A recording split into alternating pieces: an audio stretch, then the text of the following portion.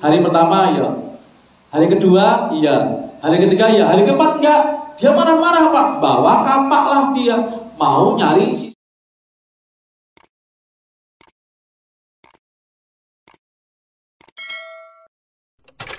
Ada kegelapan yang dari dalam diri kita Pak. Manusia itu punya sisi yang gelap, punya sisi yang terang. Menang-menangan nih Pak. Jadi kalau Bimbo mengatakan hati adalah cermin gitu Pak, tempat pahala dan dosa bertarung. Dalam diri kita itu ada kebaikan, ada keburukan, ada sisi terang, ada sisi gelap. Ini kita yang harus memaksimalkan sisi terangnya dan mengalahkan sisi gelapnya. Yang ngomong, yang membuat teori bukan saya. Dalam surat Asy-Syams ayat 8.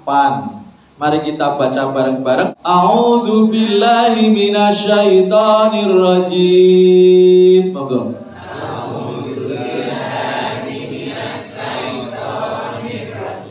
Bismillahirrahmanirrahim. Bismillahirrahmanirrahim. Fa'alhamaha fujuraha wa taqwaha. Ayat berikutnya, qad aflaha man zakkaha. Qad aflaha man zakkaha wa qad khaba man dassaha. Qad khaba man dassaha. Shadaqallahul azim. Surat Asy-Syams ayat 8, ayat 9, ayat 10. Bahkan yang pertama, fa'alhamaha fujuraha wa taqwaha. Allah memberikan kepada manusia fujur. Fujur itu keburukan atau kejahatan, kefasikan. Nah, tapi di sisi lain, wa taqwaha, Allah juga memberikan ketakwaan. Jadi manusia itu punya dua potensi Bu. Satu apa Bu? Fujur artinya apa? Ini fujur yang kiri ya. Fujur yang kiri artinya apa? Fujur itu Bu?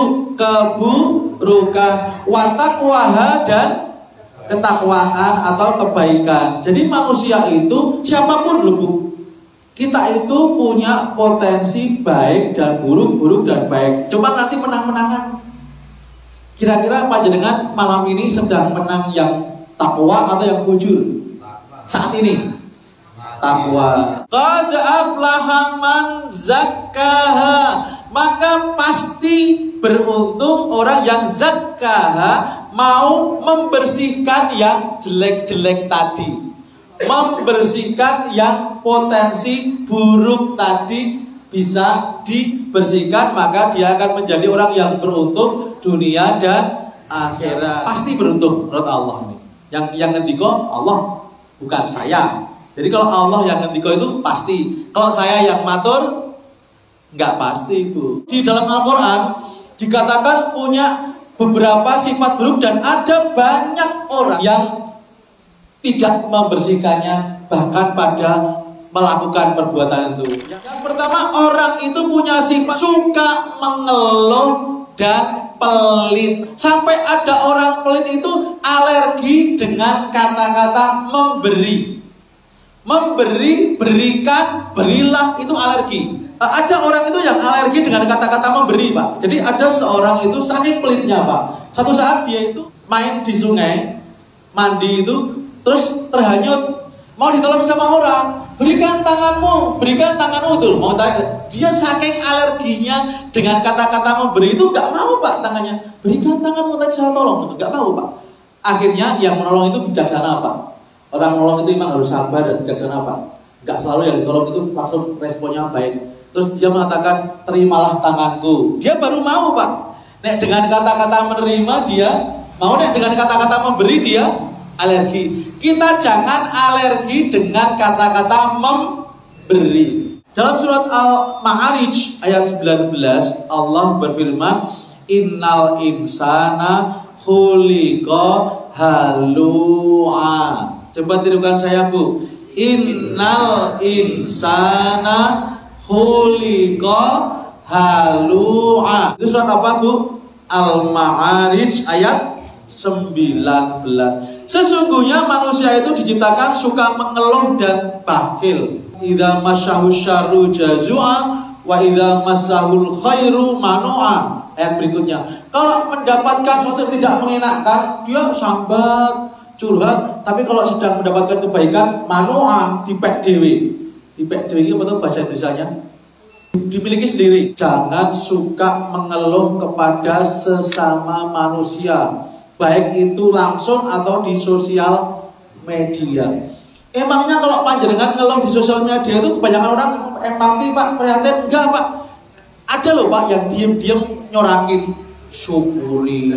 Kalau mau mengeluh pada Allah. Karena mengeluh pada Allah itu tidak akan menjatuhkan harga diri kita. Allah itu suka sekali mendengar rintihan suara hambanya menyebut nama Allah. Ya Allah, ya Allah, ya Allah. Sebelum subuh, timing yang paling bagus, bangun sebelum subuh. Kemudian banyak berzikir, berdoa, nangis juga boleh, baca Al-Quran juga boleh. Saat itu Allah akan sangat ridho dengan ungkapan panjenengan, dan insya Allah dikabulkan. Kalau pengen doa kita lebih didengar oleh Allah, banyak memuji Allah. Jangan setiap hari sudah menyampaikan Sami Allahu liman hamidah.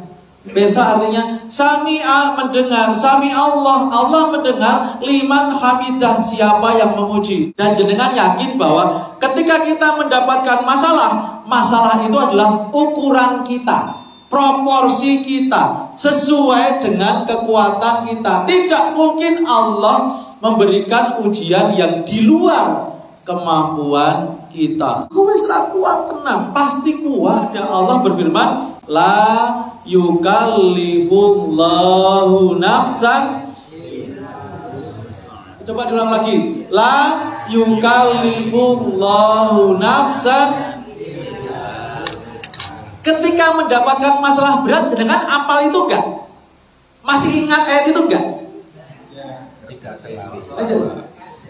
Ketika orang panik, ketika orang dalam kondisi ketakutan atau emosi yang sangat berat, yang ada di otaknya adalah apa yang terbiasa diucapkan ketika saat tenang. Makanya saat tenang kita harus banyak membaca kalimat Allah. Jadi ketika kita panik pun yang disebut Allah. Allah itu tidak akan menguji hambanya melebihi kemampuannya, melebihi kekuatannya. Jadi mengatakan ini ujian udah sangat berat, gue kagak kuat lagi gitu loh. Ketika ada mendapatkan masalah, jangan pernah mengatakan kok saya toh, apalagi melemparkan ke orang lain, kok bukan tetangga saya, kok bukan teman saya. Jadi kebanyakan orang itu kalau punya masalah apa, Bu? Dong lemparkin nih koncone. Dalam surat Al-Ghafir ayat 60, Al-Ghafir namanya ada dua, Pak. Surat ini ada Al-Ghafir, ada Al-Mu'min, sama. Ada Al-Quran yang menulisnya Al-Ghafir, ada yang Al-Mu'min. Ayat 60 Allah mengatakan, Ud'uni astajib lakum. Berdoalah kepadaku, maka akan aku kabulkan. Tadi yang la yukallifullahu nafsan illa wus'aha artinya apa, Bu? Allah tidak menguji seseorang melebihi kemampuannya, kecuali kemampuannya. Jadi tidak mungkin lebih. Jadi insya Allah kalau kita mendapatkan masalah itu, Allah pasti sudah mengukur. Oh, ini kan ukuranku. Yang kedua, Allah menerangkan dalam surat Ar-Rum ayat 52 sifat buruk manusia yang kedua, yaitu lemah. Allahul ladzi khalaqakum min dha'fin summa ja'ala min ba'di dha'fin quwwatan summa ja'ala min ba'di quwwatin dha'fan wa syaibah. Allah yang menciptakan kamu dalam keadaan lemah, kemudian kamu dijadikan kuat, kemudian dijadikan lemah lagi. Jadi kemudian yang terakhir ini Pak, yang sesudah lemah menjadi kuat, kuat menjadi lemah dan beruban. Nah ini contohnya. Allah menjadikan kamu lemah. Ketika kita kecil kan lemah, kemudian dewasa menjadi kuat, kemudian menjadi lemah lagi. Kamu itu awalnya lemah, kuat, lemah lagi. Jadi kuat ini minggu tengah-tengah tak lho Pak. Kita itu kan lemah lagi. Nek wong temaki soyo bakal gitu wong. Bakal lemah dan beruban. Yuridullah, Allah berkehendak ayu khaffifa ankum, akan meringankan kamu. Wa khuliqal insanu dha'ifa, karena Allah menciptakan manusia itu dalam keadaan lemah. Tapi Allah akan memberi keringanan kepada kita Pak. Gini Pak teorinya Pak. Orang itu badannya capek, lemah, nek seneng rakoso capek, betul enggak? Tapi Allah memberikan rasa ringan dengan apa? Keimanan, semangat. Jadi spirit. Menurut tafsir Syekh Nawawi Al-Bantani, lemah apa maksudnya dalam ayat itu? Lemah dalam melawan hawa nafsu. Kalau kita kuat melawan hawa nafsu, kuat Bu. Ketika siapapun kita bisa mengalahkan hawa nafsu, maka kita akan menjadi kuat. Ada cerita begini Bu, ada pohon yang besar dijadikan berhala sama orang sembah. Kemudian ada orang membawa kapak. Kemudian ketemu sama setan, nyegah. Kamu mau kemana? Aku mau menebang pohon itu. Kemudian dihalangi sama si setan. Kemudian gelut Pak, gelut menang. Gini aja, kita sekarang membuat MOU. Jadi buat perjanjian. Kamu kalau mengikuti saya tidak jadi menebang pohon itu yang menjadi sembarang itu, tiap pagi kamu tak kasih uang di bawah bantal kamu. Terus dia goyah toh, aduh duit gitu loh. Memang uang itu mengalahkan segalanya ya.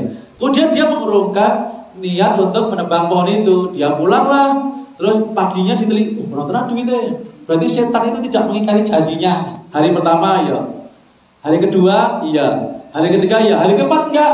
Dia marah-marah Pak, bawa kapak lah dia, mau nyari si setan tadi. Kemudian gelut, kemudian dia kalah. Kenapa kalah?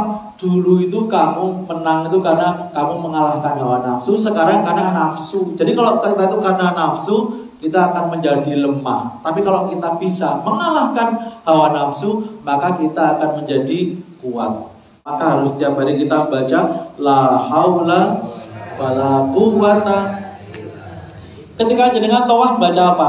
Subhanallah walhamdulillah wala ilaha illallah wallahu akbar wala haula wala quwwata illa billah. Kemudian orang akan menjadi lemah kalau dia mengikuti hawa nafsunya sehebat apapun dia. Tapi kalau misalnya mohon maaf ketika sudah mulai tua, badan mulai lemah, tapi kita bisa menahan diri, menahan nafsu, insya Allah Allah berikan kekuatan.